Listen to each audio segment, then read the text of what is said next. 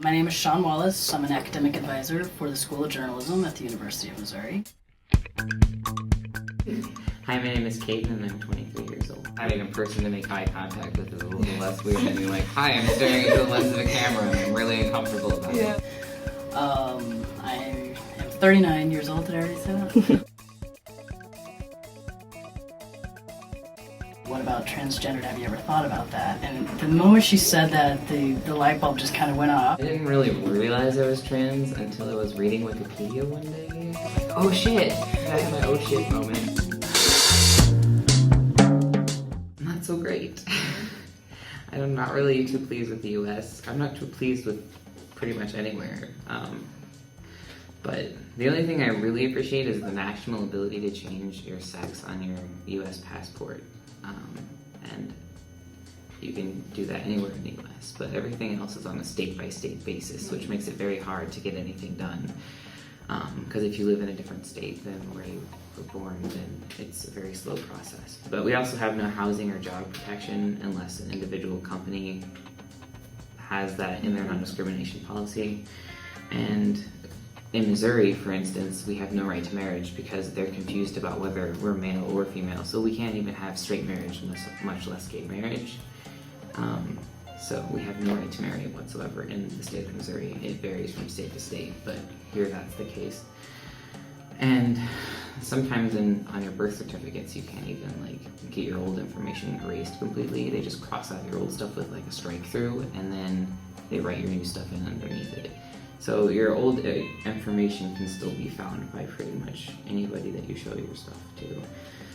The fact that universities and businesses do compensate for some of these problems is helpful, but it's just not enough, and the United States really needs to step up and pass the job and housing stuff and have a nationwide process for changing names and birth certificates instead of having it as a state-by-state thing, because it's just a really big hassle.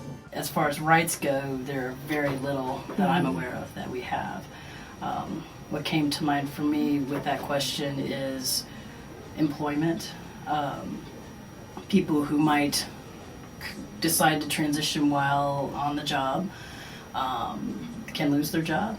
People who are trying to apply for jobs and are open about being transgendered might not get the job, and there's nothing you can do about it. Well, when I listen to the term transgender, right, it strikes to me that somebody is trying to fit in different shoes and try to play different roles at the same time, you know? I think it's really just someone that doesn't go by cultural norms and kind of steps away from the definition. Could be really anything, I guess. What that means to me is that I'm a female-to-male transsexual, so I identify as male. And one thing I wanted to say about that as well is that when I first started this process, in my mind, I was going to become this man, and that my history was irrelevant, and that I would create this whole new life for myself as the person I knew myself to be. And as I started my process, I realized that for myself, to have to dismiss my history and have to recreate a history to people who just meet me is really taking me exactly all the way back to the start, creating a new lie over the old lie. So I've kind of figured out that my history is important. It is what brought me here. It also has given me a really unique opportunity to have a female perspective in a man's world. Trans means a lot to me because I have so many friends that are trans because it's like a big family. It means almost anything you want it to mean, and so I don't really know that I can say what it means in particular to me because it's just this big giant umbrella that welcomes in anybody who wants to fit under it. And I know people that you would never guess would identify as somewhere on the transgender spectrum that do. You would never guess them walking down the street that, oh, hey, I go to the closed meeting on campus for trans people, but they're there, and it's because they question their gender identity, and we can put them under that umbrella if that's where they want to belong. And I think it's just this big inclusive place for anybody that wants to be free in their gender can come to if they want. That's what trans means to me. One thing I kind of think to myself often is that I have an opportunity to impact kind of some of the thinking I think that happens in our community is what's expected of a man and what that means. I have an opportunity to kind of bring a different perspective to that, and I think I have an opportunity to bring an understanding of what it's like to be a woman in a man's world.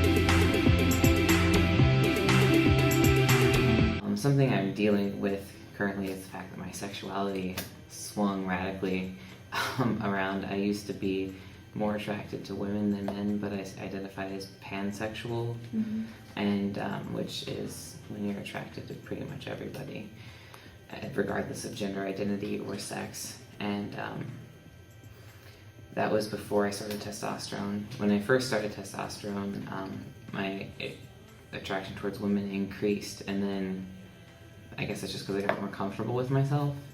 And then a couple months ago, like, it started swinging radically in the other direction, and now I'm like 90% gay, I would say.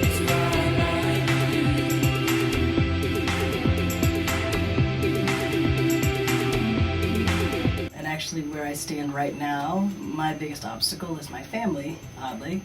The people that you expect to support you no matter what are unfortunately the ones that end up doing the exact opposite. So I'm 7 years in this process, and they still would rather avoid calling me Sean and using male pronouns. So they avoid using a name or pronouns at all when they try to conversate with me. And I don't know if anyone's ever tried to do that. It would be a good social experiment. The hardest obstacle, there's kind of like two that are tied, and they're very related to each other because it has to do with me first identifying as bi gender. It was either like reconciling how feminine I was in the past with the fact that I wanted to be male, and the fact that in relationships I felt the need to be feminine when I was around my partners, but not any other time. So I eventually realized that the reason I had tried so hard to be feminine in my first few years in college, because during high school I wasn't feminine at all, was just because that's what my mother wanted from me.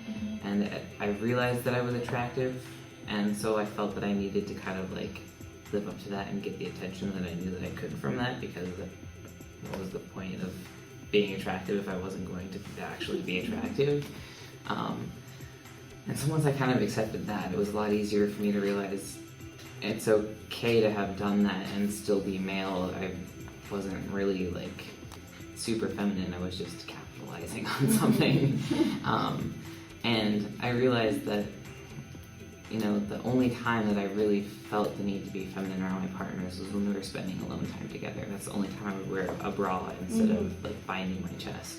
And so coming to that realization was really important, because it just meant that I wasn't comfortable yet being a male in a relationship because I didn't know how. I'd never done that before. So that's when I kind of tossed the label bi gender aside and realized that I was actually an F to M, female to male, and decided that I was going to do testosterone and have chest surgery. So Definitely what came to mind with that question is to find support, to find community. Much like I said a moment ago, it's easier, I think, these days to find those connections than it was when I was younger. Those supports were not there. At least they weren't here in Central Missouri. They were probably Kansas City, St. Louis, but not right here, smack in the middle. So I think it's really important to find some kind of support, be that through a support group, be that through campus resources if you're a student. Look for those things and ask people. It's kind of scary to do that, but I think I would have never been able to go through this process if I didn't have some kind of support. It's very hard to do on your own. It's already kind of a lonely journey at times because a lot of it you just have to experience. But if you have people behind you, one, both on the ally side, people who are just good support, good friends, don't trans-identify, but they can be a good ally. And then on the other side, if you do have trans folks that you can connect with, you have somebody who relates to you, and it kind of cuts out a lot of that having to explain yourself, and you can get right to the nitty-gritty of, this is what I'm feeling, this is what I'm experiencing. We just started a support group for the Columbia community, and it's been a real reminder to me that I've been going through my process for several years now, but there are people behind me who are just now kind of coming into understanding that about themselves, and totally overwhelmed by that. And I think we need to create at all times this space for somebody to step into, no matter where they are in that process, and feel like they're supported. That's the biggest thing that I would encourage. First, I tell them that it's not easy. It's a hard, heart-wrenching, and it's full of loss sometimes. But it's the most fulfilling thing you'll ever do for yourself, and you'll get lots of friends and family members that you never, ever would have had otherwise. And so just keep your head up and dig through it, and it will be worth it on the other side, no matter what happens.